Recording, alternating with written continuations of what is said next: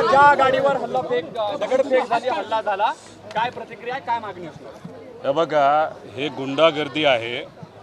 लोकशाही मार्गाने इथं जर एखादा कार्यक्रम होत असेल आणि तुम्ही गुंडांना पुरं करत असाल, त्याचा निषेध आम्ही करतो.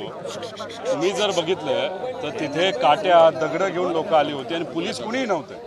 जे 40-50 पोलीस होते ते लांबून फक्त तमाशा बघत होते. भाजपचे पदाधिकारी होतेच, पण त्याच्याच बरोबर हे जे पळपुटे काही पदाधिकारी आणि कार्यकर्ते जे राष्ट्रवादीतून दुसरीकडे गेलेले आहेत ते लोकसुद्धा तिथं होते. आणि सगळ्यात विचित्र गोष्ट म्हणजे की आदरणीय पवारसाहेबांच्या मार्गदर्शनाखाली चालणारी जी पार्टी आहे राष्ट्रवादी आहे, त्याच्या महिला कार्यकर्त्या काही युवती पुढे जाऊन लढायला तयार होत्या. त्या महिलांना सुद्धा त्या पुरुषांनी मारलं. असे हे लाचार आहेत.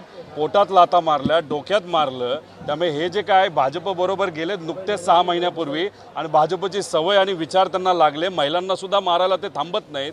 प्रशांत जगताप कुठे आहेत, रोहित पवार कुठे आहेत आणि इतर पदाधिकारी कुठे आहेत त्यांनाही आम्ही बघतो. अशा पद्धतीने वक्तव्य काय, आम्हाला मारायचं मारा, आम्ही घाबरत नाही, आम्ही घाबरत असतो तर इथं आलोच नसतो.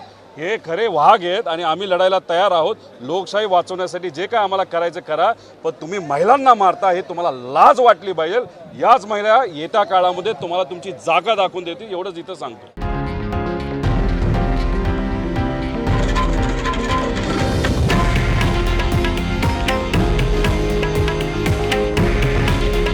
हे आहे देशातील नंबर 1 न्यूज नेटवर्क आणि आपण पाहत आहात TV9 मराठी. काळजी तुमची, हित महाराष्ट्राचं.